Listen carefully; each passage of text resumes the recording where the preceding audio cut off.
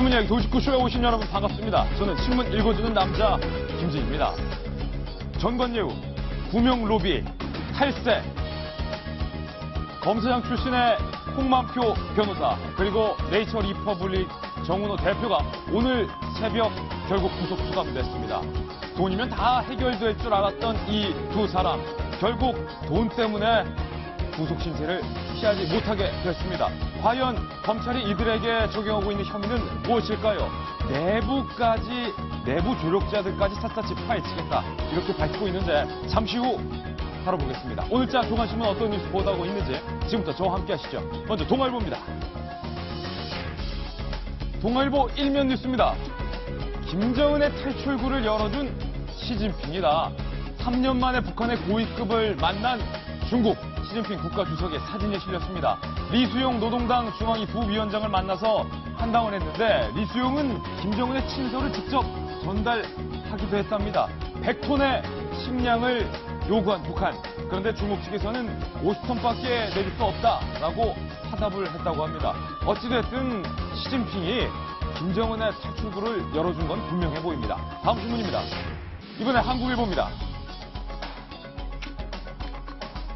인구 1000만 도시 서울, 이 통계가 28년 만에 무려 깨졌습니다.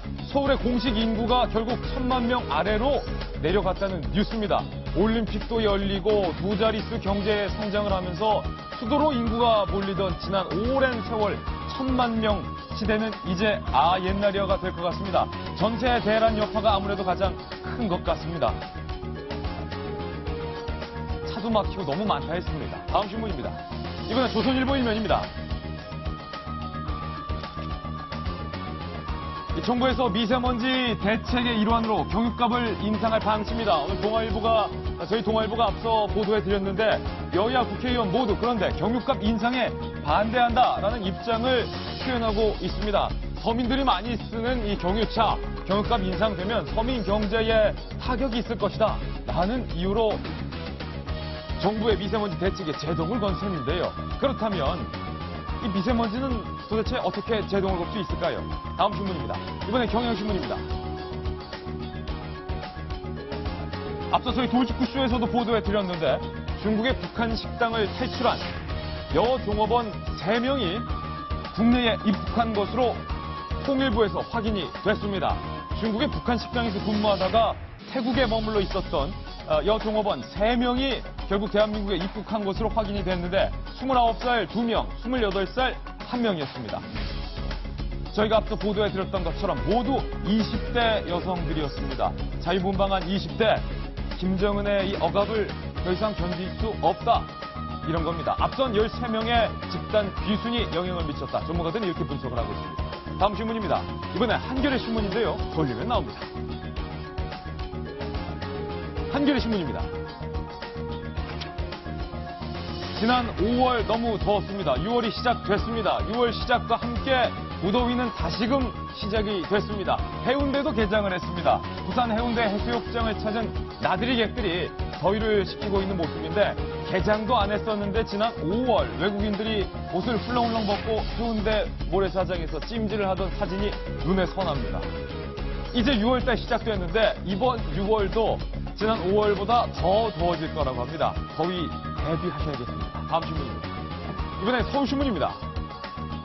서울신문 일면에 실린 안타까운 기사. 스크린도어를 고치다 숨진 19살 김군의 이 비정규직 7개월의 생을 되돌아보는 기사가 실렸습니다. 김 씨 어머니가 밝힌 것에 따르면 식당이 있는 지하철역을 수리하던 날 아들이 식당역에서 밥 먹을 수 있다고 그렇게 좋아하더라. 어머니는 아들이 이렇게 밝혔다라고 말한 겁니다. 이제는 스크린도어 혼자서 고칠 수 있어요. 수습 직원 떼고 정규 직원이 됐어요. 걱정 마세요. 메트로 자회사가 되면 준 공무원이어서 월급도 좋아지고 정년도 보장될 거예요. 이 모든 아들들의 희망들이 처참히 깨졌습니다. 그렇게 원하던 서울 메트로에 의해서 말입니다. 다음 신문입니다. 이번에 중앙일보인데요. 돌리면 나옵니다. 중앙일보 박용선 만평입니다. 이번 역은 안전한국역입니다. 그런데 안전한국역에 노란색 포스트잇. 이 대한민국의 안전 불감증 그리고 대한민국의 잇따른 참사 때문에 포스트잇 동나는 거 아니냐. 차마 웃을 수 없는 만평이 오늘의 만평이었습니다. 네, 신문이야기 도울직구쇼. 오늘 홍만표 변호사와 정은호 대표의 재구속 수감 등등 오늘 아침 발생한 뉴스 속보부터 정치권의 중요한 이슈들까지 준비되어 있습니다. 오늘도 도울직구쇼는 여러분을 위한 쇼입니다.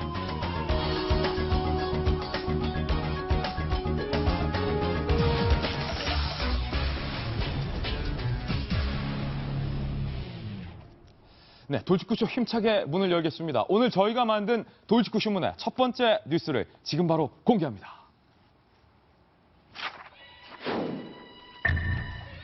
화려했던 검사장 출신의 홍만표 변호사가 결국 오늘 새벽 구속됐습니다. 그리고 정은호 네이처 리퍼블릭 대표, 화려한 성공 신화를 가졌던 그가 출소를 불과 며칠 앞두고 재수감이 됐습니다. 이 두 사람의 추락, 과연 무엇을 의미하고 있는지 오늘 짚어보겠습니다. 동아일보 논설위원신 정성희 위원님, 홍만표 변호사, 사실은 앞서 검찰에 출두하면서 내가 변호사로서 열심히 일하다 보니까 내가 이렇게 많이 돈을 벌었는데 나한테 왜 그러냐라고 말을 했지만 결국 구속됐습니다.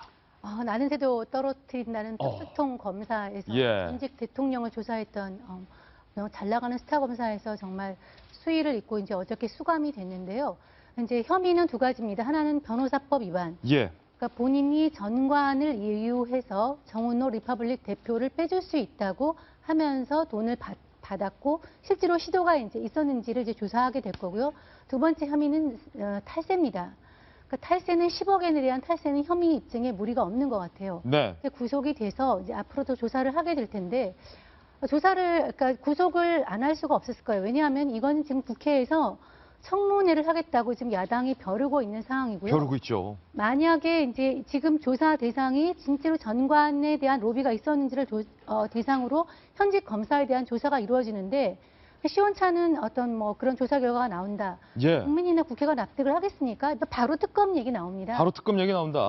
그렇기 때문에 그런 거를 막기 위해서라도 지금 구속 수사가 불가피한 상황으로 보이고요. 앞으로 정말 전관의 로비에 의한 시도가 먹혔는가, 성공했는가 여부가 수사에 초점이 될 것 같습니다. 홍만표 전 검사장, 변호사 결국 구속이 됐는데 김병민 의원님, 정은호 대표의 구명 로비를 활발히 벌였다라는 것이 드러난 혐의였는데 조금 더 들어가 보니까 스크린도어 사고 때문에 요즘 문제가 되고 있는 서울 메트로가 이 홍만표 사건에서도 또 그 이름이 등장을 하는데 어쩐지 서울 메트로 산하 지하철역 매장마다 네이처 리퍼블릭 화장품 가게가 많다 했었어요. 그런데 홍만표 변호사가 네이처 리퍼블릭 매장 입점할 수 있도록 거기다도 로비를 했다면서요. 좋은 몫이 있는 데다가 입점할 수 있도록 로비했다라는 건데 이게 변호사의 업무인지 너무 궁금합니다. 홍만표 변호사의 얘기는 정당한 변호사의 업무를 했을 뿐이다라고 얘기를 하고 있지만 사실상 거기에 대해서 메트로에 있는 고위 임원들을 만나서 로비를 했는지 여부들에 대해서 이제 집중 수사 대상이 될 거거든요. 서울시 산하에 있는 서울 메트로는 참 나쁘네요.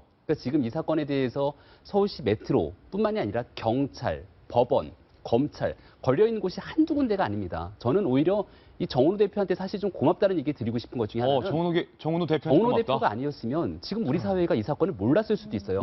여전히 이 사회 곳곳에서 전관, 예우, 로비 이런 것들이 법을 지키고 담당해야 될 법조인들에 의해서 이 법이 교란되는 완전히 말도 안 되는 행태가 일어날 수 있었던 거거든요. 그래도 천만다행으로 어찌됐든지 이러한 사건들이 여론화되고 공론화돼서 진짜 뿌리를 한번 뽑아보자는 얘기가 나오는 것 아닙니까? 어제 아마 대한변협 얘기인 것 같은데 오히려 이번에는 평생 법관제를 도입하자 이런 얘기들까지 법조인들 사이에서 나오고 있는 거거든요. 정년 아예 연장시켜버리고 검사랑 판사는 평생 종신직을 하고 정년이 이후에 끝나고 나와서만 변호사를 개업할 수 있게 하자. 이 법조인들의 의견입니다. 오죽하면 이런 얘기들까지 나오겠습니까? 법과 원칙을 지켜야 되는 이번 사건에 대해서 검찰이 정말 제대로 수사를 해야 되는데 저는 좀 걱정이 커요. 지금 변호사법 위반 혐의로 들어가 있지 않습니까? 제일 우려가 되는 거는 실패한 로비였다.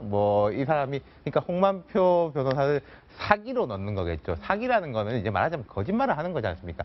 내가 뭐라고 해줄게 하고 이제 돈을 받아가지고 쓱싹 했다는데 그러니까 홍만표 개인의 일탈로만 그렇죠. 수사가 끝날까 봐 걱정된다. 근데 이제 현재 보이는 것은 정운호 대표의 경우에는 뭐 무혐의로 내려간 적이 몇 번이 있었고, 그리고 이번 이 해외 도박 사건 같은 경우에도 단순 도박으로, 예를 들어서 이게 100억짜리면은 100억을 어디서 나왔는지, 그리고 이걸 어떻게 외국으로 들고 갔는지 같이 가는데, 지금 이 현재 그 사건을 보면은 도박한 것만으로 돼 있거든요. 좁혀놨다는 겁니다. 그러니까 성공한 그 뭐라고 할까요? 정관일 가능성이 극히 높은 상황이지 않습니까? 그렇죠. 이건 어떻게 보더라도 정관 예우가 먹혀든 거다. 돈을 써서. 하나 더 볼 게 이제 지금 경찰, 판사 다 걸려 있는데, 지금 뭐 검찰만 나오지만은 법원 판사도 한 명 이제 사표를 냈는데 사표를 안 받아주고 지금 쥐고 있는 게 있습니다. 이 같이 이제 로비 의혹이 있는 사람. 저는 이번 같은 경우에는 법원과 검찰의 어떤 경쟁 아닌 경쟁이 벌어졌으면 좋겠어요. 우리가 우리 식구는 더 세게 한다. 밖에서 할 말 없게 만들겠다라는 식으로 해서 뭐 아까 말씀드린 대로 이제 정치권이나 이런 데서 뭐 특검 할 필요 없겠다. 이 정도면은 정말로 샅샅이 뒤졌구나라고 기회가 있을 때, 한 2달, 3달 기회 있을 때 정말 법원하고 검찰이 잘해야 될 겁니다. 저는 조금 회의적인 게 박상철 교수님 오늘 나오셨는데 제 식구 감싸기 할 때마다 우리 국회의원들 많이 비판을 하는데 사실 국회의원들의 제 식구 감싸기보다 더 센 데가 법원, 검찰, 경찰 이런 데거든요. 근데 이번에 정운호 게이트를 수사하다 보니까 전관을 동원해서 검찰 측에도 힘을 쓴 정황, 경찰 측에도 힘을 쓴 정황, 법원에도 힘을 쓴 정황, 하다 서울 메트로까지 여기 또 나와서 힘을 쓴 정황들이 곳곳에서 드러나는데 제 식구 도려내지 못하고 감싸지 않을까, 결국에. 그럴 가능성도 있죠. 오늘 이 사건에 관련돼 가지고 아주 이야기가 바람직한 방향으로 진행되고 있는 것 같아요. 아, 그렇습니까? 왜냐하면 사실 정운호만 봐도 뉴스감이 되지 않습니까? 돈 갖고 세상을 마음대로 할 수 있는 사람이 있구나. 그다음에 홍만표 변호사도 보면은 보통 능수능란한 사람이 아니거든요. 재테크의 달인. 사업가 저리 가랄 정도고 정치인 저리 가랄 정도고, 정말 이 두 사람한테 뉴스 초점을 맞출 수가 있는데, 우리 화제의 초점을. 근데 핵심은 역시 이 커넥션, 돈과 권력 간의 커넥션 부분을 어떻게 이걸 해결하느냐는 문제인데, 뭐 검찰만 그러겠습니까만은 검찰이 지금 가장 좀 모든 자존심과 명예가 추락된 지 너무나 오래됐어요. 권력의 힘이 너무나 약했거든요. 저는 권력으로부터 검찰이 제대로 자기 역할을 할 건가는 앞으로 많은 세월이 필요하다고 보고, 그런데 알고 보니까 권력이 아니라 돈으로 인해서 모든 것을 자존심을 내팽개친 것이 검찰이었구나라는 것이 이번에 드러날 수 있기 때문에. 권력에만 약한 게 아니라 돈에도 약했구나, 검찰이. 네, 저는 그래서 이번 기회에 권력은 다음으로 미룹시다. 권력의 민주화가 필요하니까 이 돈으로부터 검찰이, 국민으로부터 검찰이 정말 검찰이구나라는 명예 회복을 하기 위해서는 지금 내부자까지도 겨냥을 해야 되거든요. 그래서 과연 여기서 조금 전에 이야기가 나와요. 법원과 검찰이 경쟁을 좀 했으면 좋겠어요. 그리고 경찰과 검찰도 경쟁을 했었으면 좋겠어요. 그런 과정에서 검찰은 일단 칼자루로 검찰이 잡았지 않습니까? 좀 기대도 합니다. 정말 돈으로부터 검찰이 자유로울 수 있다는 것을 속속이 파고 들어가가지고 소위 검은 커넥션이라고 그러죠. 특혜, 특권, 결국은 불법이지만 이걸 밝혀내야 된다. 그러면 검찰 입장에서는 명예회복을 할 수 있는 절호의 기회다라고 생각하면 저는 가능할 수도 있다라고 보기 때문에 약간은 저는 솔직한 기대를 합니다. 만약에 이 권력의 문제였으면 그 외압으로서 벗어나기 힘들거든요. 근데 검찰은 자기 고백과 자기의 아닌 말로 성찰을 하면 가능할 수 있는 문제이기 때문에 저는 조금 기대를 하고 있는 것이고. 밝혀내기는 쉬운 거다. 결국엔 검찰의 의지에 달린 문제다라는 건데. 그렇죠. 오로지 의지에 가능할 수 있는. 검찰이 자신의 내부자들까지, 치부까지 드러내면서 과연 명명백백히 수사를 할지, 아니면 그조차도 못할 감이었는지는 두고 보면 알 것 같습니다. 정성희 위원님, 정운호 대표 얘기를 좀 해보겠는데요. 정상적으로라면 다음 달 5일이면 만기 저녁이 아니라 만기 출소 예정이었습니다. 그런데 돈은 10억 있는 대로 다 쓰고 오명은 있는 대로 다 뒤집어 쓰고 다시 재수감됐는데 혐의가 더 늘었습니다. 회사 돈 142억 원을 빼돌린 혐의, 횡령배임이네요. 그동안에 이제 도박으로 수감이 돼서 사실은 5월 말에 나왔어야 되는데, 그럼 아까 얘기한 대로 도박 자금이 어디서 나왔느냐? 개인 돈, 그러니까 도박 혐의가 지금까지 이제 2번, 3번인데요. 2번은 무혐의로 나왔습니다. 근데 사실 제가 판사한테 좀 물어보니까 도박을 가지고서 실형을 때리기는 쉽지는 않은 상황이에요. 그런데 이제 상습 도박이 되는 건데 이번 경우에는 해외 원정 도박에다가 금액이 100억이 되니까 그리고 2번 무혐의 판정을 받은 적이 있지만 누가 봐도 꾼이라고 좀 볼 수 있을 정도로 자주 했거든요. 예. 그런데도 실형 8개월은 사실 적은 게 아니더라고요. 아까 얘기 나왔지만 최유정 변호사를 동원해서 이거를 구명 로비를 하지 않았으면 어쩌면 나왔을 수도 있어요. 그런데 실형이 이제 8개월을 때렸고 거기에서 나왔는데 이제는 이제 수사 불똥이 튀면서 이 도박 자금 140억이 어디서 나왔느냐? 개인 자금이 아니라 회사 돈을 가졌을 가능성이 훨씬 크다. 다시 조사를 받게 됐고요. 그렇게 되니까 최유정 변호사, 그다음에 들어가 있는 그 브로커, 브로커, 그다음에 홍만표 변호사까지 빠져나오기 위해서 전방이 돈을 통해서 로비를 했던 정황 때문에 훨씬 더 상황이 크게 이제 벌어지게 돼서 앞으로 당분간은 감옥 생활을 더 해야 될 것 같습니다. 예. 김병민 위원님이 이게 정운호 대표한테 좀 고맙게 생각하는 면도 있다라고 했는데 그런 게 분명히 있어요. 이 법조계 쪽 이야기를 들어보면은 관행? 참 이상한 관행이 있죠. 관행이라는 게 있다는 거예요. 특수부 검사를 하고 나면 한 1, 2년 정도는 정관으로 해가지고 좀 긁어 모으고 한 1, 2년 이후에는 보통 이제 변호사들하고 이제 동등하게 경쟁을 한다라는데 긁어 모은다는 거는 돈을 긁어 모은다. 정관을 이제 좀 힘을 쓴다는 거죠. 이 홍만표 변호사의 경우에는 5년 동안 계속 하니까 계속 긁었다. 저 사람은 좀 해도 너무하네. 저러다가 사고 나지라고 했는데 했다는 겁니다. 그러니까 이 사건을 계기로 해가지고 저는 그렇게 생각해요.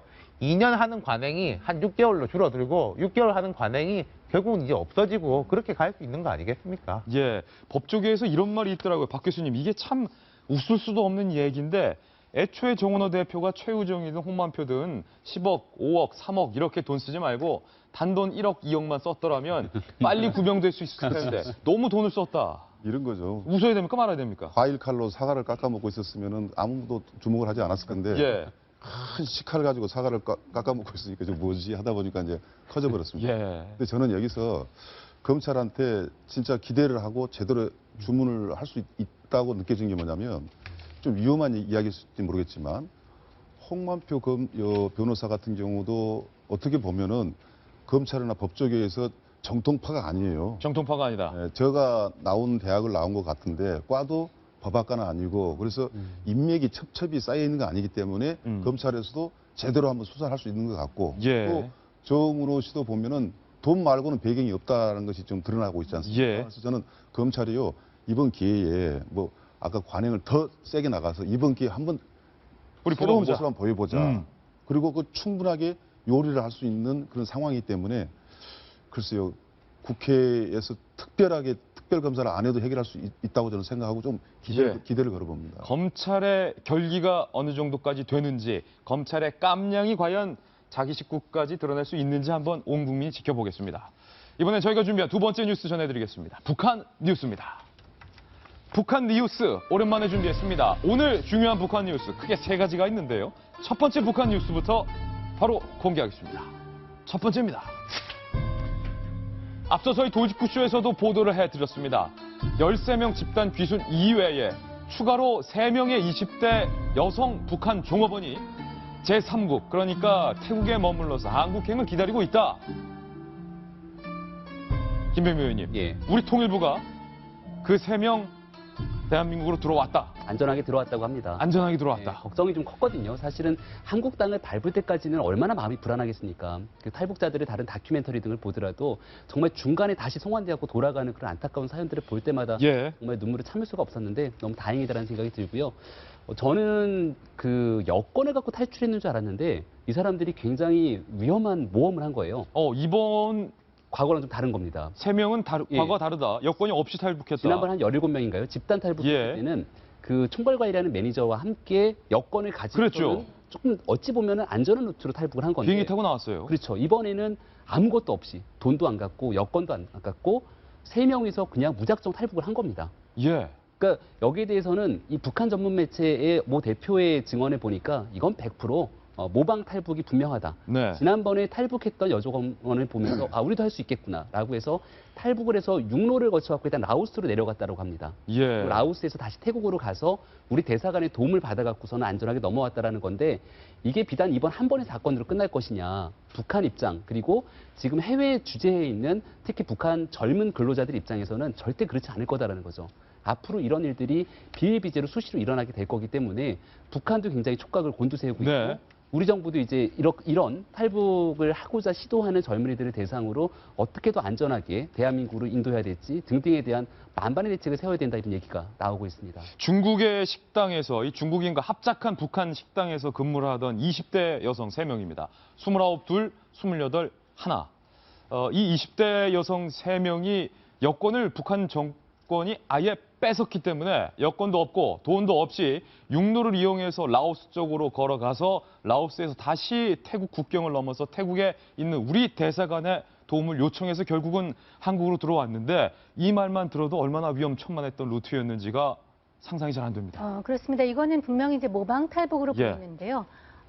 탈북한 시점은 지금 발표를 하지 않고 있습니다만 분명한 건 지난번에 절강성에 있던 닝보 식당에서 했던 이후에 있었고요. 아마 북한이 아마 당대회를 하느라고 정신이 없는 와중에서 이루어졌던 것 같고, 예. 아까 얘기한 대로 여건이 없었기 때문에 탈북하는 도중에 우리 측 대사관의 도움을 받아가면서 그 리드에 따라가지고 하게 된 것 같고요. 이것이 중요한 것이 이것이 이제 한 번이 아니고 지금 현재는 모방 탈북이지만. 예. 이 일종의 다른 데서도 똑같은 탈북이 일어나서는 도미노 탈북으로 이어질 가능성이 있다. 그 가능성을 엿보게 된다고 할 수 있습니다. 예. 왜냐하면 그 유경 식당을 비롯한 이런 북한 북중 합작 식당에서 일하는 여성들이 주로 20대고요. 거칠 것이 없죠. 거칠 것이 없다. 그때도 말씀드렸지만 일종의 장마당 세대로서 북한 정부나 정권에 대해서 빚이 없습니다. 예. 오히려 이제 유일하게 발목을 잡는 것이라면 이제 가족이겠죠.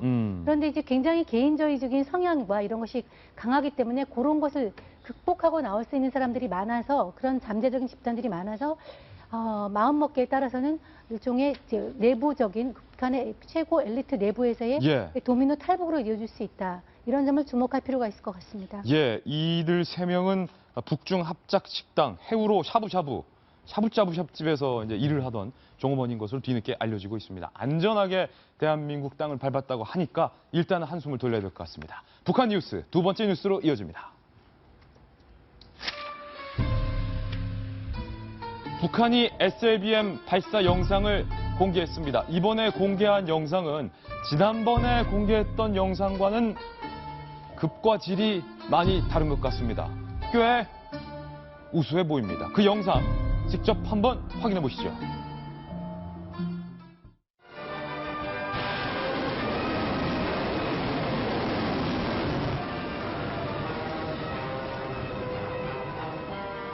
청년 원수님의 비범한 용도 밑에 개발 완성된 조체 무기들, 최첨단 핵 타격 수단들을 거뜬 오진막강한 권력은 적의 천만년 미래와 무궁본영을 담보해두는 가장 귀중한 제보입니다.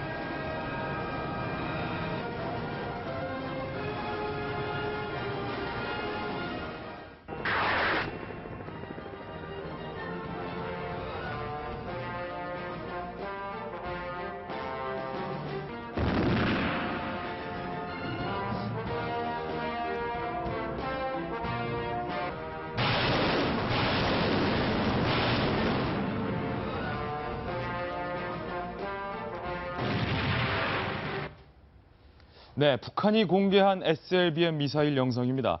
박 교수님, 과거 북한이 공개했던 SLBM은 잠수하면서 이렇게 비스듬히 날아가는 거라 제대로 이게 SLBM이라고 할 수가 없었는데 이번에는 거의 90도에 가까운 기립으로 수중에서 나와서 연료가 점화돼서 다시 발사되는 꽤 그럴듯한 모습이었습니다. 그렇죠. 뭐 연료도 이제 고체고. 예.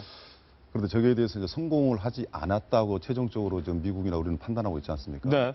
그럼에도 불구하고 북한에서는 다시 한번 좀 영상을 내보낸 겁니다.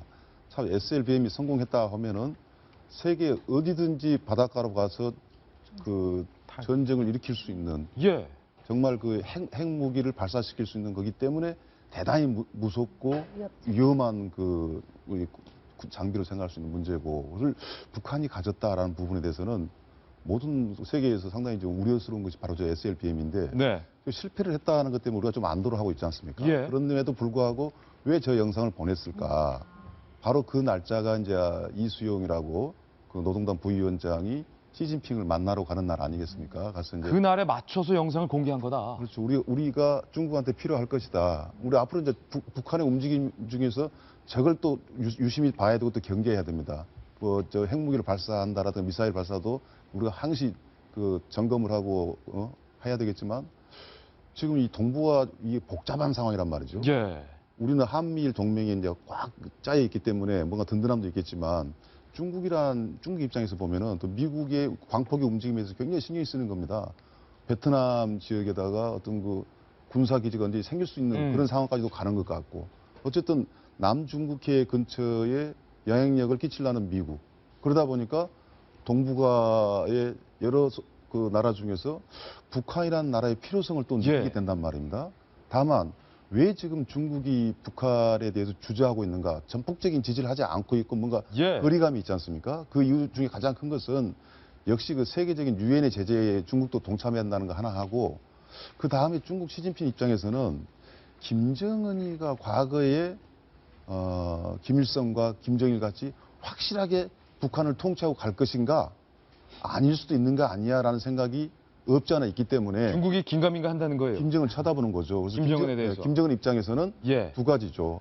중국한테 북한이란 나라가 필요하니까 북한에 좀 원조 좀 해달라. 어필하는 거고, 또 하나는 나 김정은이 건재하고 있다라는 것을 복합적으로 담은 영상이기 때문에 그렇군요. 저 영상은 우리가 SLBM의 어떤 그 성공 여부보다는 초점이 거기에 있어야 될 것 같다. SLBM 미사일 쏘는 영상을 공개했지만 결국 그 영상이 갖고 있는 의미는 굉장히 정치적이고 복합적인 그런 정치적인 메시지가 갖고 있다. 김정은이 시진핑에게 계속 매력 발산 어필을 하고 있는 건데 북한 뉴스 세 번째가 바로 그 내용으로 이어집니다.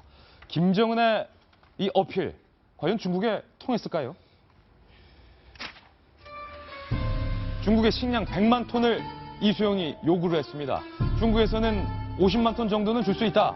이런 입장인 것으로 현재 전해지고 있는데, 윤태권 실장님, 이수용을 시진핑이 만나줬다. 이 표현이 정확하겠죠? 그럼요. 이건 좀 크게 봐야 될 것 같아요. 지금 박 교수님 방금 말씀하신 거하고 연결되는 건데, 이수용이 지금 어디서 묵었느냐? 다오이다오 영빈관에서 묵었습니다. 영빈관에서 어느 나라든지 그 영빈관에다 상대국 손님을 이렇게 묵게 한다는 것은 거의 이제 국빈급 대우를 한다는 거 아닙니까? 그만큼 이제 무게 있게 보는 것이고, 결국 이 문제는 제가 한두 달 전부터 말씀드렸는데 북한이 5월 말 이후에는 평화공세로 갈 것이다. 지금 우리 정부에 대해 가지고도 계속 뭐 군사회담을 하자, 뭘 회담을 하자라는 게 나오고, 한 2, 3주 전에 기억하실 텐데 이제 힐러리 클린턴 측하고 뭐 평화협정에 대한 이야기를 한다. 미국하고도 이제 뉴욕 채널을 통해 가지고 평화협정에 대한 이야기를 하고 있다. 이 접촉을 하고 있는 것은 맞거든요. 북한은 이제 이런 식으로 갈 겁니다. 핵의 폐기는 안 가겠지만은 추가적인 뭐는 이제 당분간 안 할 거예요. 추가 실험 같은 경우는 안 하고, 봐라, 우리가 이제 추가적으로 뭘 안 하고 있지 않냐, 이만큼 이렇게 성의를 보인다. 그러니까 대화의 장으로 나서라. 그러면 이제 중국이라든지 러시아 같은 경우에는 좀 힘을 실어 주려고 할 것이고, 미국도 대선하고 연결이 되고 있기 때문에 사실 어떤 식으로 갈지 모르는 거거든요. 특히 누굽니까? 공화당의 이제 트럼프 같은 경우에는 또 어떤 식으로 나올지 모르는 거기 때문에, 그럼 이제 우리가 어떻게 할 거냐의 문제인데, 우리가 뭐 박 대통령이 아프리카에서 이제 북한에 대한 이제 뭐 봉쇄 같은 걸 했습니다만은 결국은 중국이 문제거든요. 뭐 우간다에다가는 남한이냐 북한이냐 택해라 이렇게 할 수 있지만은 중국에다가는 사실은 양자택일하라는 선택지를 할 수는 없는 거고, 우리도 뭔가 제3의 이야기를 할 수 있어야 되는데 그걸 지금 정부가 하고 있는가, 저는 그게 좀 걱정스럽습니다. 이 타이밍이 말입니다. 정성희 위원님. 김정은이 7차 노동당 대회를 맞아서 핵과 경제를 병진하겠다라는 것을 다시 한번 천명을 했습니다. 핵을 포기하지 않겠다라는 의지를 거듭 밝힌 직후에 어떻게 보면 시진핑이 김정은의 친서를 받아준 모양인데, 중국이 결국 핵을 포기하지 않겠다는 북한을 용인해준 거 아니냐, 묵인해준 거 아니냐. 저는 굉장히 아쉽죠. 오늘 모든 신문들이 이제 사설을 통해서 그 점을 이제 비판을 하고 있는데, 우리가 작년에 박근혜 대통령이 선글라스를 쓰고 중국의 전승절 행사에 가면서 역사에 그 전승 행사에 참석하는 그 우리 한국의 대통령이 참석하는 그런 한 장면을 연출하면서까지 중국에 공을 들였는데요. 예. 이번에 당대회의에 이수영이 북한의 시진핑을 만나면서 우리가 요청했던 비핵화를 반대하고 핵 병진 공설에 대해서 반대한다는 이런 명시적인 북한의 중국의 입장이 나오질 않았습니다. 예. 물론 이제 원칙적인 그 내용은 나왔습니다. 한반도 비핵화, 한반도의 평화 안정 유지, 대화 협상을 통한 문제 해결이라는 기존의 메시지를 이제 반복을 했는데요. 우리가 지금 그 유엔 제재 이후에 북한이 이제 중국도 동참을 하고 있고 이런 상황에서 이제 북한이 핵을 헌법에 넣지 않았습니까? 그러니까 헌법보다 높은 노동당 규약에 넣었다는 것은 노동당이 붕괴되지 않는 이상 절대로 북핵은 포기하지 않겠다는 걸 확인을 한 셈인데 그거에 대해서 언급하지 않았다는 것은 그냥 지금대로 그냥 봐주고 간다. 예. 너네들이 핵을 만지작거리건 아니건 그냥 간다는 그런 느낌을 줄 수 있고요. 아마 중국이 원하는 거는 핵의 비확산, 더 쓰지 않는다는 걸 갖다 묶어두는 정도로서 그 용인하고 그 다음에 이제 오늘 아까 뉴스에서 나왔지만 식량을 통해서 북한이 지금 경제가 어렵기 때문에 식량을 통해서 당분과 채찍을 같이 가면서 현재 있는 스탠스 그대로 묶어두는 정도의 그런 입장을 취했기 때문에 우리로서는 그 비핵화에 앞장서주길 바라는 우리 한국 정부와 국제사회로서는 굉장히 아쉬운 대목이 있습니다. 예, 과연 중국에게 북한이란 어떤 존재인가? 이 의미를 다시 한번 되새겨보게 만드는 그런 대목이었습니다. 저희가 준비한 다음 돌직구 뉴스로 넘어가겠습니다. 만나보시죠.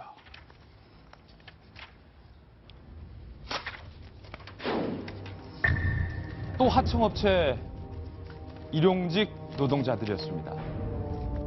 스크린도어 사고 때 안타깝게 희생됐던 19살 김군도 하청업체 직원이었는데 어제 저희 돌직구쇼에서 뉴스 속보로 전해드렸던 남양주 지하철 공사 폭발 사고로 인해서 사망한 사망자 그리고 사상자 모두 일용직 노동자였던 것으로 드러나서 더욱더 안타까움을 주고 있는데요.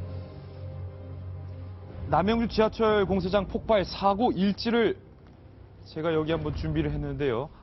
다시 한번 좀 보겠습니다. 오전 7시 근로자 17명이 현장 사무소로 출근을 합니다. 그리고 7시 27분쯤 가스통과 연결된 관에 불을 붙이는 순간 가스가 폭발을 하는 사고가 발생을 합니다. 과연 폭발이 어디서 있었던 것이냐? 어제 당시에는 원인 규명에 힘을 썼는데 가스통과 연결된 관에 불을 붙이는 순간 가스가 폭발한 것으로 현재는 강하게 추측이 되고 있습니다. 지하에 이렇게 좁은 공간에서 공사를 하고 있었기 때문에 이 좁은 공간에서 가스가 폭발했다는 것은 아무래도 치명적일 수밖에 없었는데요. 7시 반에 119 신고가 접수되고 43분 꽤 빠른 시간에 119 구조대가 현장에 도착을 했지만 결국 4명이 사망을 하는 사고로 이어졌습니다. 정성희 위원님, 또 하청업체 직원들이 위험한 일을 맡았었군요. 그러니까 언제까지 이게 안전 불감증이 빚은 인재다 이런 얘기를 안 하게 될 수 있을지 모르겠습니다. 이것은 뭐 분명하게 여러 가지 우리 사회의 모든 문제점을 가지고 있는 걸 보여주는데요. 우선 이 공사 구간은 포스코 건설이 하고 있는데 이 근로자들은 포스코 건설 직원이 아니라 전부 다 하청업체의 일용직 직원이었고요. 용접 관리기사 자격증을 가진 사람은 단 1명, 17명 중에 단 1명밖에 없었고 전부 다 일용직 근로자로서 현장에서 모집해서 온 사람들입니다. 그리고 여기 이렇게 위험한 가스통을 연결해서 하는데 내려가자마자 폭발을 했다는 것은 이 지하 용접 작업을 하는 곳에 가스가 가득 차 있었다는 것이거든요. 예. 사전에 가스가 있는지 없는지에 대해서 누출을 하지 않았다는 것인데 사실 이거는 원래 하도록 돼 있었는데 규정이 규제 완화 차원에서 없어졌다는 겁니다. 그렇게 해서 이 원청 문제, 소위 말하는 위험의 외주화 문제, 그 다음에 안전 규정을 지키지 않은 거, 그 다음에 때와 장소를 가리지 않는 규제 완화의 문제점, 이런 모든 범미비 안전 불감증이 겹친 사고로 드러나고 있습니다. 안타깝습니다. 정말이지 안타깝습니다. 어제 사망을 했던 사망자, 과연 어떤 사연이 있었는지 곽정아 기자가 취재를 했는데요. 경제적으로 어려웠습니다. 열심히 일했던 근로자였습니다. 곽정아 기자입니다. 중환자실 앞에 덩그러니 앉아있는 여성. 최근에 어떤 작업한다고 얘기를 혹시 들으셨어요? 지하철 한다. 이번 사고로 중태에 빠진 중국 동포 신모 씨의 부인입니다. 심 씨는 3년 전 코리안 드림을 꿈꾸며 아내와 형제들을 데리고 건너왔습니다. 아무 생각이 없을 때도 많아요. 배관공으로 일하다 더 많은 돈을 벌기 위해 힘든 철근 일을 시작한 신 씨. 배관공 같은 경우는 12만 9천만 원이고 그 사람들은 18만 원, 19만 원. 혹시 저 작업이 제일 위험한 작업이라서 좀 밀당했어요? 그런 것도 있죠. 중국에 있는 외동아들이 박사 학위를 딸 때까지 뒷바라지를 하려 했던 것. 그러나 한순간의 사고로 생사의 갈림길에 섰습니다. 다른 희생자와 부상자 가족들도 병원을 찾았습니다.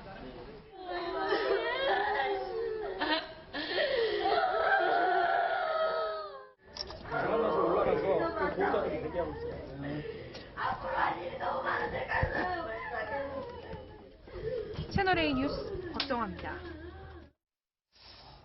이 노부모 모신다고 사업도 접고 기술까지 익혀왔던 그 사연, 김병미 의원님. 예. 스크린도어 김군 때도 그랬고 이번에도 그랬고 정말 이제 가슴이 좀 아픈 사연입니다.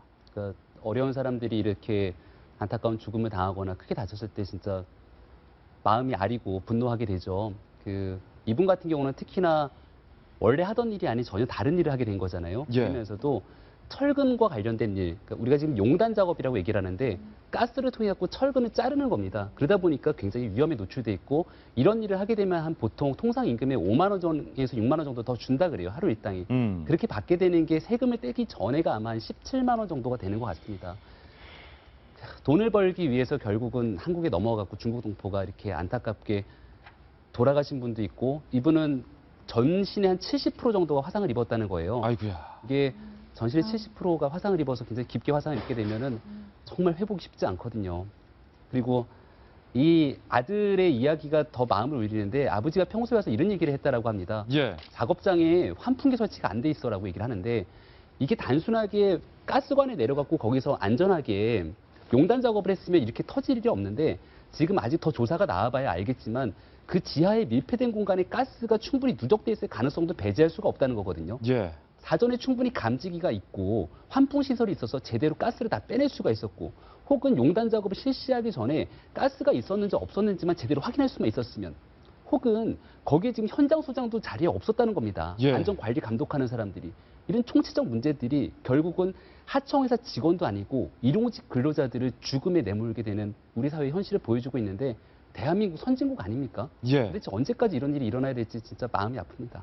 주요 대기업들이 하청업체를 동원해서 위험한 일들을 많이 맡기는데 2014년 1월 삼성전자 화성사업장 불산 누출 사고로 하청업체 직원 1명이 사망, 2015년 1월 LG 디스플레이 파주 공장 질소 누출 사고로 하청업체 직원 3명 사망, SK 하이닉스 이천 공장에서 4월 하청업체 3명 사망, 한화케미칼 7월 하청업체 6명 사망, 현대삼호중공업 영암사업장 하청업체 1명, 현대중공업 하청업체 5명 사망, 박성철 교수님 스크린도어 김군 하청업체 업체 사망, 그리고 남양주 지하철 공사 14명이 모두 하청업체였는데 이 중에 4명이 사망.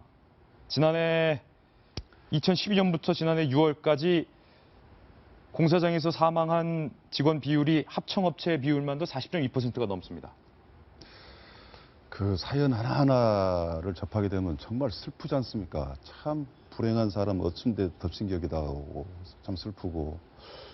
근데 여기서요 정말 이 근본적인 문제가 있는 것 같아요. 예를 들어서 이제 방금 이제 뭐 하청을 줬다고 그러지 않습니까? 그러면 하청을 줬다면 원청이라도 원래 좀 낙찰을 받았던 그 업체가 있을 거 아닙니까? 좀 큰 기업이겠죠. 근데 우리나라는 그 관행이 아니라 그 규정이 최저가 입찰제예요. 예. 부정을 없애기 위해서 주관적 판단을 없애기 위해서 값을 제일 싸게 그 제안을 한 사람한테 그 공사를 준단 말이죠. 그럼 그걸 받아가지고 싼 돈에 싸게 해야 되니까 또 하청을 남기면서 불가피하게 비용을 줄여라라고 요구를 하게 되고 그러다 보니까 정말 전문가를 위험한 부분에 써야 되는데 싼 노동력이 이상합니다만 하여튼 숙련이 안 된 노동군을 불러가지고 공사를 하게 하고 사고는 터지게 돼 있죠. 예. 이게 모든 구석구석이 그런단 말이죠. 더 사람들이 죽어갈지 모릅니다. 그래서 저는 이게 이제 우리가 선진국으로 아직 저는 선진국 됐다고 안 봅니다. 예. 뭐 2만 몇 달러 때는 전체적인 평균을 내니까 그런 것이고 이것을 정말 선진국으로 가기 위해서는 이 문제가 해결이 돼야 돼요. 사회적 안전이라는 것이 보장이 돼야 됩니다. 예. 굉장히 위험한 거 아닙니까? 이걸 근본적으로 해결해야 되는데 저 아들이 지금 해병대에 있어요. 예. 다음 달에 제대를 하거든요. 처음에는 그 아들이 엄마, 저 아내죠. 막 걱정하더라고요. 아이고, 그 위험한데 어떨까. 천만에 말씀. 군대가 제일 안정스럽다 제가 그랬어요. 군대가 제일 안전하다. 우리 사회가 너무나 예. 불안한 겁니다. 이게 지금 이게 제가 전번주 며칠 전 월요일날 나왔을 때도 근데 가슴 아픈 죽음이 있었잖아요. 예. 수리공 그 지하철. 그것도 근본적으로 따져가 보십시오. 이런 문제를 근본적으로 해결해서 안 해서는 안 된다. 뭐 아까 뭐 남경필 지사가 남영주 사건이니까 이제 그 같이 옆에 가서 같이 슬퍼하고 그 동참하는 그 마음은 참 예쁩니다만은 정말 냉철하게 이런 예. 사고는 나게 돼 있어요. 안 난 게 참 희한한 겁니다. 그렇기 때문에 근본적으로 이 문제를 해결해야 된다. 단순하게 무슨 뭐 전문가를 내부른다는 문제가 아니고 여러 가지가 얽혀 있기 때문에 저는 이런 매체에서도 뭐 돌직구에서도 우리 사회 안전망 구축을 위한 돌직구를 계속적으로 날려줘가지고 근본적이고 총체적으로 접근하지 않으면 이거 계속 이런 뉴스는 나올 수밖에 없다고 봅니다. 사고는 정말로 누가 나고 싶어서 나는 것도 아니고 어쩔 수 없이 나는 거겠지만 윤태곤 실장님, 유독 하청업체 직원들이 사망사고 비율이 높다는 것은 시사점이 있는 건데 산업재해를 줄이기 위해서 이 원청업체죠. 원청업체 사업주를 무겁게 처벌하는 법 개정안이 19대 국회 때 제출됐지만 여당은 여당대로 야당은 야당대로 자기네들 개파 싸움 하느라 거들떠보지도 않았던 것으로 동아일보 사설에서 지적을 하고 있습니다. 그러니까 그때는 이제 뭐 파견, 확대 이런 법이 제일 이슈였으니까 이 원청의 책임을 지우는 건 큰 이슈조차 되지 못했죠. 그러니까 이게 이렇지 않습니까? 어느 사회든지 간에 사고란 건 불가피한 거예요. 근데 우리가 왜 이렇게 지금 분노하느냐는 김기대 앵커도 이야기했고 박 교수님도 말씀하셨지만은 예컨대 저는 이게 요즘 구조조정 문제하고도 연결된다고 봐요. 기업이 잘 나갈 때는 그 과실은 뭐 재벌, 오너, 한 정규직 직원끼리 이제 나눕니다. 근데 기업이 잘 안 되면은 구조조정하면 이제 공적 자금 투입하잖아요. 우리 세금으로 합니다. 그러니까 이익은 사유화하고 손실은 사회화하는 거예요. 이익도 좀 같이 나누고 손실도 같이 나와야 되는데 이익이 볼 때는 소수의 몇 명만 나눠 가지다가 뭐 손해 보면은 아이고 이게 다 같이 책임지자 이렇게 하는 것이고 지금 이 문제도 사건 사고는 어떻게 보면 사회가 굴러가는 데에서 감당할 수밖에 없는 리스크인데 이게 집중적으로 힘없는 사람들, 약한 사람들만 나누게 돼 있으니까 이게 정의롭지 못한 사회라는 거죠. 첫 번째가 그거고 이제 두 번째로 조금 큰 문제를 지적하고 싶은 게 경부고속도로 추풍령 휴게소에 가면은 위령탑이 있습니다. 경부고속도로를 할 때 이게 수십 명이 사망한 60년대 후반에서 70년대 초반 그때는 우리 사회가 좀 속도전 개인의 희생은 어쩔 수 없다라는 게 또 이제 사회적 어느 정도의 공감대였던 것 같아요.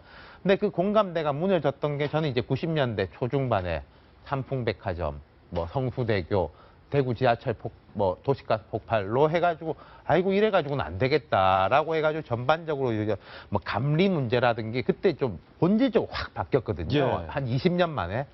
그때부터 지금 또 20년이지 않습니까? 이 20년 동안 그 감리 문제에 대해 가지고 뭐 원청회사는 이런 데는 되게 괜찮아졌어요. 근데 이 위험을 밑으로 낮춘 게 이제 20년이 그렇게 왔고 이 20년을 또 이제는 못 버티는 지경에 왔으니까 저는 이제 20년 전에 삼풍백화점이라든지 이런 걸로 겪었던 거 지금 이게 겪을 때니까 지금 안 바꾸면은 안 된다고 생각합니다. 안타까운 일입니다. 왜 유독 이런 험한 꼴은 힘없고 돈 없는 하청업체 직원들이 항상 고스란히 짊어져야 하는 걸지 우리 사회가 구조적인 문제를 해결해야 할 때가 온 것 같습니다. 이번에는 저희가 준비한 다음 뉴스 보도해드리겠습니다. 돌직구 신문입니다. 공무원 임용에 번번이 실패하던 한 대학생이 아파트 20층에서 투신을 했는데 하필 퇴근하던 40대 공무원을 덮쳐서 두 사람 모두 사망을 했습니다. 그런데 이 참사는 숨진 공무원의 만삭 아내와 어린 아들이 보는 앞에서 벌어졌습니다. 최주연 기자입니다. 아파트 엘리베이터를 타고 20층으로 올라가는 남성. 1시간 뒤 1층 복도로 사람들이 몰려듭니다. 25살 대학생 유모 씨가 이 아파트 20층에서 복도 창문을 열고 뛰어내린 것은 그젯밤 9시 40분쯤. 버스 정류장까지 마중 나온 가족과 함께 귀가하던 40살 양모 씨의 머리 위로 유 씨가 떨어졌습니다. 병원으로 옮겨진 두 사람은 안타깝게도 모두 숨졌습니다. 애기가 막 옆에서 이렇게 흔들더만 정신이 나갔더만 애기 도시에 올라가다는 것처럼 못 보게 하고. 전남 곡성군청 공무원인 양 씨는 지역 소식을 전할 보도자료와 소식지를 만들기 위해 야근하다 귀가가 늦어졌는데 만삭인 아내와 8살 아들이 보는 앞에서 참변을 당한 것입니다. 곡성 영화 개봉에 따른 우리 군수님의 역발상이라든지 이런 부분에 대해서 홍보하고 그랬었죠. 전화도 잘하고 성이 많았어요. 노래 또 잘하고. 투신한 유 씨는 최근까지 공무원 시험을 준비했지만 열등감에 시달렸다는 유서를 남겼습니다. 곡성군청은 양 씨의 순직 처리를 검토하고 있습니다. 채널A 뉴스 최주현입니다. 정성 위원님, 남편이 앞장을 서고 아내와 어린 아들이 자전거를 탄 채 뒤를 따랐는데 남편이 뒤를 돌아서 아내와 아들에게 어서 오라며 손짓하던 순간 위에서 뛰어내린 대학생이 이 가장을 덮친 건데 너무나도 비극입니다. 이런 소식은 제가 안 전했으면 좋겠어요. 예. 하늘이 무너질까 두려워한다. 그래서 중국 고사에 기우라는 말이 있는데 기우가 아니고요. 정말로 언제 어떤 사고를 당할지 모르는 그런 것이 대한민국의 현실 같습니다. 왜냐하면 이게 한 가족의 비극이 아니라 우리 사회의 비극이 담겨져 있어요. 이 안에 우리 사회의 비극이 담겨져 있다. 왜냐하면 이 이제 40대 사망한 이제 공무원은 이제 이 사고는 광주 사람인데 예. 복성군청에서 홍보팀에서 일하는 7급 공무원이었습니다.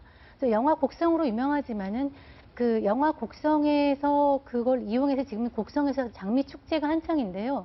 많은 관광객들이 오면서 이 공무원이 밤늦게까지 일을 하고 막차를 타고 이 광주로 내려온 거를 가족들이 배웅을 해서 같이 들어오던 길이었고요. 예. 이 투신한 공무원 대학생은 26살인데 이 아파트가 아닌 다른 곳에서 살고 있는데 여러 번 공무원 시험에 실패를 해서 아이쿠. 자기는 쓰레기다, 열등감 덩어리다 이런 얘기를 하면서 술을 마신 뒤에 투신을 했는데 예. 하필이면 부딪혀서 저 단란한 가족을 이제 깨버린 상황인데요. 이 투신한 공무원의 가족들, 자식이 죽은 것도 힘들지만 그로 인해서 다른 어떤 한 사람을 사망에 이르게 했기 때문에 이 가족들이 아픔도 이루 말할 수가 없고요. 갑자기 졸지에 아빠가 사망한 것을 보게 된 가족들의 충격과 이 아픔도 이루 설명할 수가 없다고 합니다. 이게 정말로 비극입니다. 김백모 의원님. 만삭 아내와 6살 아들이 바로 그 현장을 고스란히 목격을 해서 너무나도 더 비극적인 이야기인데 사망을 한 이 공무원이 곡성군의 장미축제 굉장히 성공적으로 개최를 해서 수많은 사람들이 찾아줬다. 그날도 어김없이 곡성군을 위해서 야근을 했었고 평소에도 적극적인 아이디어를 내는 아이디어맨이었다. 곡성군이 영화 곡성으로 인해서 처음에 사실은 굉장히 곤혹을 좀 치렀거든요. 예. 처음에 이런 영화인 줄 잘 몰랐다라고 합니다. 영화를 유치하는 과정에서 곡성군에서 영화를 찍는다 그러니까 좋은 영화인 줄 알았겠거니 했는데 갑자기 어느 순간 영화 촬영하는 장면들을 보니까 좀 약간 공포영화 비슷한 스릴러 영화이기 때문에 이러다 곡성의 이미지가 안 좋아지는 거 아니냐라는. 좀 괴기스럽고. 그렇죠. 이런 분위기가 한번 쫙 돌았거든요. 그때 이제 곡성 군수가 위기를 기회로 만들자라고 얘기를 하면서 한 그 언론사에다 기고를 하게 됩니다. 그 내용들을 잘 가다듬으면서 SNS에 홍보를 하게 되고 오히려 곡성이 정말 아름다운 도시이기 때문에 이참에 오셔갖고 장미축제를 즐겨라고 하는 이런 모든 SNS 홍보 등을 담당했던 직원이라 그래요. 그래서 하도 열심히 뛰어다녀갖고 이 사람이 이제 소금꽃이라는 얘기까지 나왔는데 그 소금꽃이 뭐냐면 등에 하도 뛰어다녀갖고 이게 땀이 이게 응고가 되게 되면은 소금처럼 되지 않습니까? 등에 소금꽃이 폈다라는 얘기를 할 정도로 열심히 일을 했던 직원인데 너무 안타까운 소식이죠. 저는 이 만삭의 아내가 사실 너무 걱정이 돼요. 현장에서 남편의 죽음을 눈앞에서 목격을 했고 또 그 한 6살 정도 된 어린 아들이 평상시에 이 죽은 직원이 우리 집의 갑은 우리 아들이다라고 얘기할 정도로 아들과의 애정이 특별했던 걸로 알려져 있는데 돌아가신 분에게는 너무 안타깝고 뭐라 말을 드릴 수 없는 일이지만 남은 가족 입장에서 어떻게든지 최대한 추스려 갖고선 좀 더 그 가정생활을 잘 영위할 수 있기를 간절히 좀 바라봅니다. 곡성군에서 사망을 한 이 가장에 대해서 이걸 뭐 누구에게 처벌을 요구할 수도 없는 일이고 투신한 대학생에게 참 안타깝습니다. 이 취업이 안 됐다라는 이 사회적인 구조적인 문제점들이 그렇죠. 결국 복합적으로 이런 비극을 낳은 건데 말입니다. 오늘 아침부터 참 여러 가지 안 좋은 소식만 우리가 지금 같이 이야기를 하고 있는데 이거 참 뭐 슬프고 좀 기구하죠. 참으로 기구하죠. 사실 곡성이 요즘 많은 사람들한테 회자가 되고 또 그런 가운데서 저렇게 열심히 한 공무원, 뭐 열심히 안 와도 상관없이 저런 죽음을 당한다는 건 너무나 어처구니 없는 거 아니겠습니까? 근데 그것도 또 요즘 그 젊은이들의 가장 취직이 안 되니까 내가 왜 이 세상에 살 존재 가치가 없다. 그 마음 먹기까지 또 얼마나 고통스럽겠어요. 그래서 뭐 이게 죽기 위해서 나름대로는 뭐 20층에 떨어지면 내가 죽을 것인가 병도 미리 던져보고 뭐 해서 자기 자신을 이제 버려야 되겠다는 그 26살 청년의 마음을 한번 생각해 보십시오. 또 그게 또 가서 또 지나가는 공무원에 떨어져 죽고 이거 보면 글쎄요. 뭐 굳이 아까 방금 뭐 곡성군청 이야기가 나왔는데 뭐 이거 뭐 누가 잘못한 걸 떠나서 누구 잘못 따질 상황은 아니지만 주변에서 따뜻하게 하실 수 있는 것은 최대한 해준 게 좋죠. 그래서 이걸 뭐 순직이다 아니다를 따질 게 아니라 순직을 하실 수 있으면 해주고 뭐 이렇게 해가지고 뭔가 이걸 좀 따뜻한 우리 사회에서 보듬어가는 어떤 수습이 이제는 필요하지 않겠냐 생각이 듭니다. 곡성군에서는 이 사망한 가장에 대해서 공무원에 대해서 순직 처리를 해주기로 결정을 했다라는 뉴스도 더불어서 말씀을 드리겠습니다. 이번엔 저희가 준비한 본격적인 정치권 뉴스 전해드리겠습니다. 도직구 신문을 통해서 만나보시죠. 네, 다음 도직구 신문입니다. 총선 패배 이후에 잠잠했던 김무성 대표 몸을 풀고 있는 것 같습니다. 대권 캠프 얘기도 들리고 있고요. 그런데 박근혜 대통령에 대해서 아주 날선, 각이선 발언들을 김무성 대표가 최측근들에게 했던 것으로 전해지고 있습니다. 과연 김무성 대표가 박근혜 대통령을 향해서 어떤 날선 발언을 했는지 그 발언부터 살펴보겠습니다.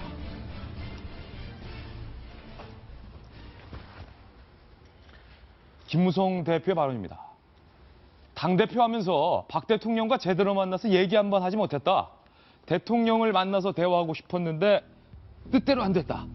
지난 31일 김 대표가 가까운 의원들과 저녁을 함께 하면서 서슴없이 했던 얘기인데 당대표 하면서 대통령 한번 못 봤다. 그러면서요. 사람들이 30시간의 법칙을 운운하면서 왜 자꾸 친박에 굽히느냐고 해서 소가리도 많았다. 2년 동안 벙어리 냉가슴이었다. 이렇게 말했습니다. 박근혜 정부의 성공을 위해 최선을 다했는데 내게 돌아온 건 막장 드라마의 주인공이란 딱지밖에 없다. 도장 들고 나르자. 그거 말하는 거죠. 윤태곤 실장님. 김무성 대표가 침묵을 깼는데 그 일성이 박근혜 대통령을 향한 비판입니다. 밖에 나눠서 보면요. 유승민 의원도 엊그제부터 움직이기 시작했지 않습니까? 뭐 야권에서도 뭐 박원순, 안희정 뭐 이런 사람들도 대권에 대한 이야기를 실시를 하고 다 움직일 때가 됐습니다. 최종적으로 이게 되느냐 안 되느냐는 본인의 능력과 국민의 뜻과 뭐 하늘에 뭐 이게 달린 건데 이제는 다 움직일 때가 됐다. 이게 첫 번째고 두 번째는 이제 김무성 대표가 나는 친박이 아니다. 라는 걸 이제 자기 규정을 선언하는 거고요.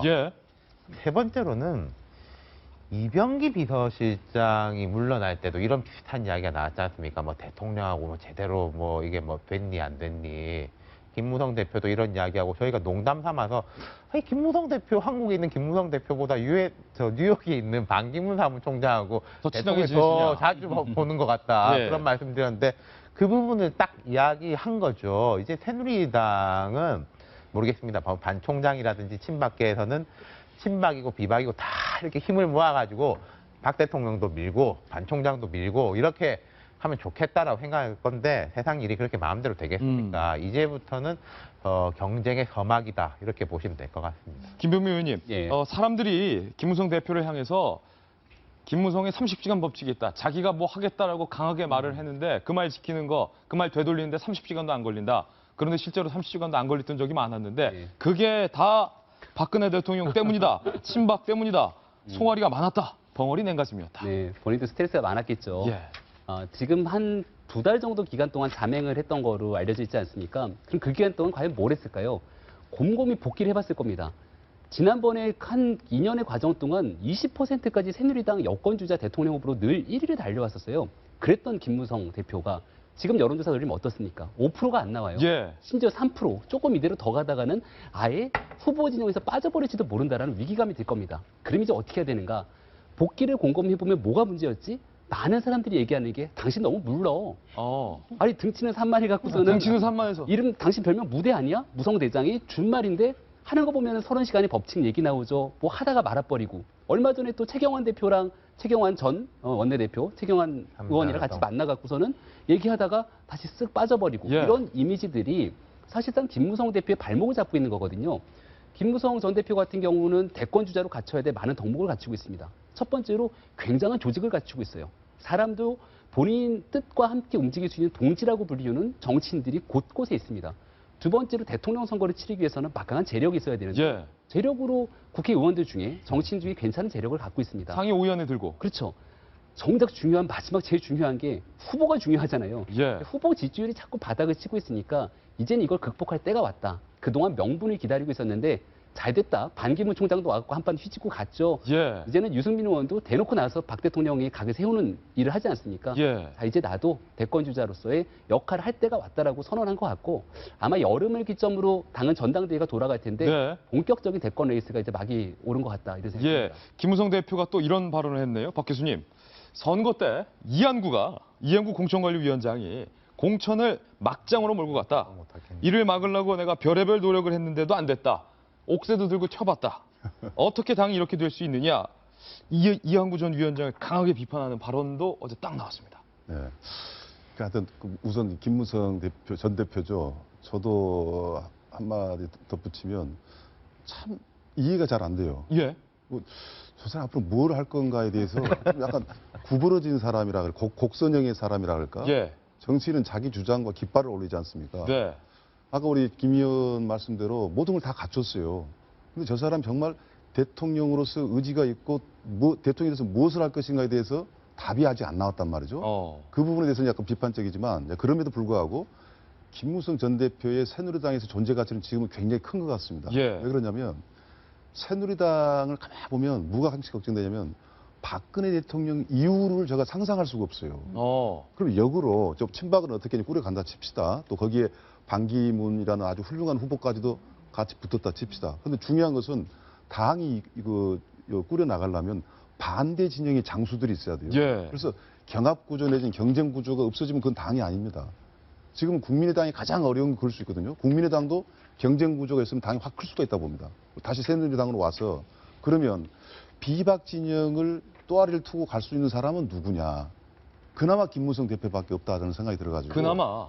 그래서 김무성 전 대표는 저는 이런 생각이 들어요. 지금까지 정치는 어떻게 보면 핍박을 받았고 그나마 김무성이니까 붙어왔다. 비웃살 좋고 또 맵집도 있고. 그러나 앞으로 남은 기간 동안은 어쩌면 비박 진영의 중심이 돼가지고 정치를 할 가능성도 굉장히 높고 또 크게 만보아야죠. 내가 꼭 나가야 되겠다는 게 아니라 내가 아니면 다른 선수로 미는 또 그런 위치를 취하겠다라고 하면 김무성 전 대표가 제가 처음에 이야기했을 때 약간은 제가 좀 이렇게 시원찮게 본 면도 있었지 않습니까? 그러나 대단한 역할은 저는 분명히 있을 수 있다. 분명히 있을 수 있다. 또 그래야지만이 새누리당이 내년이 있지 않냐는 생각이 들어요. 김무성 대표 이 대권 플랜을 두고 다시 행동을 개시했다라는 분석이 아무래도 맞는 것 같습니다. 이번에는 야당 소식 전해드리겠습니다. 다음 도직구 신문입니다. 우상원 대표와 안철수 대표 사이 간에 세비를 반납하느니 마느니 유치하다느니 유치 안 하다느니 설전이 벌어졌습니다. 안철수 대표의 발언부터 먼저 들어보시죠. 지극히 당연한 이야기지만 국회가 제때 일을 시작하지 못한다면 국민의당은 원구성이 될 때까지 세비를 받지 않겠습니다. 대한민국 어디에도 일하지 않고 버젓이 돈을 받는 국민은 없습니다. 하물며 국민 세금으로 세비받는 국회는 더욱 그렇게 해야 마땅합니다. 국회 원 구성이 차일피일 미뤄지고 있으니까 원 구성 될 때까지 세비 안 받겠다, 반납하겠다. 안철수 대표 나름 파격적인 제안을 했는데 문제는 더불어민주당의 우상호 원내대표가 이거에 대해서 유치하다 이렇게 말했습니다. 국회의원에게 세비로 시비 거는 게 제일 유치하다. 남북 대화가 1년간 안 이루어지고 있으니 통일부 장관은 1년치 월급을 반납해야 한다는 것이냐?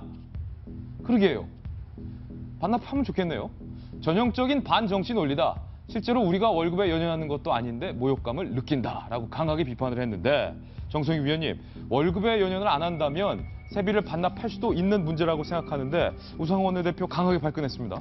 유치한 측면이 있죠. 예. 저는 그래도 유치를 택하겠습니다. 유치한 게 낫다? 무노동 무임금 얘기를 하는데 사실 일 안 하고서 국회의원 받아가는 거 1년에 한 달에 1,000만 원 정도 되죠.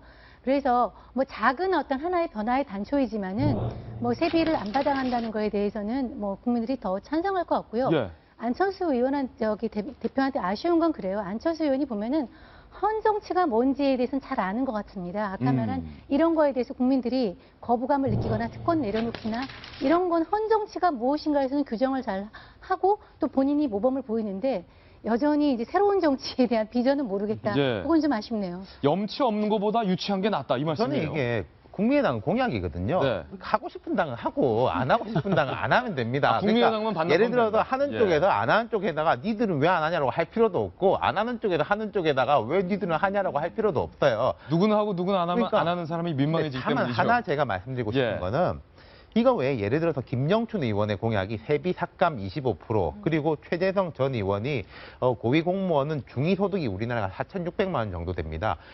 2배를 상한선으로 임금 둔 이런 법안을 내놓은 게 있어요. 그 외에도 여러 특권 깎기에 대한 거는 더불어민주당에서 한 것도 있거든요. 네. 이 기회에 다 꺼내놓고 저 할 수 있는 것부터 합의 봤으면 좋겠습니다. 원구성 이전에라도 꼭 새누리당도 참여하고요. 사실 근데 솔직히 국회의원들이 매 국회 회기 때마다 국회의원 특권 내려놓겠다. 네. 체포동의안도 그 행사 안 하겠다라고 말했지만 특권 내려놓은 거 있습니까? 그러니까요. 약속을 일단 지켜야 되는데 저는 하나도 없어요. 우상호 원내대표가 제일 잘못한 거 하나가 저 얘기를 할 게 아니라요. 세비 반납 안 하기 6월 7일까지 원구성 할게요라고 대답하면 되는 거예요. 그렇죠. 지금 이 얘기는 원구성 약속 안 지키겠다는 걸 전제로 깔고 얘기하는 것 아닙니까? 얼마나 한심합니까? 원구성 6월 7일까지 하겠다라고 했던 3당의 약속 반드시 지키십시오. 저는 이 얘기 드리고 싶습니다. 예, 다시 한번 말하지만 염치 없는 것보다 차라리 유치한 게 낫습니다. 광고 보고 돌아오겠습니다. 잠깐만요. 도시쿠쇼 오늘 저희가 준비한 소식 모두 전해드렸습니다. 저희는 내일 아침 9시에 더욱더 풍성한 뉴스 들고 인사드리겠습니다. 오늘 하루는 분명 어제보다 더 나을 겁니다. 좋은 하루 되십시오. 고맙습니다.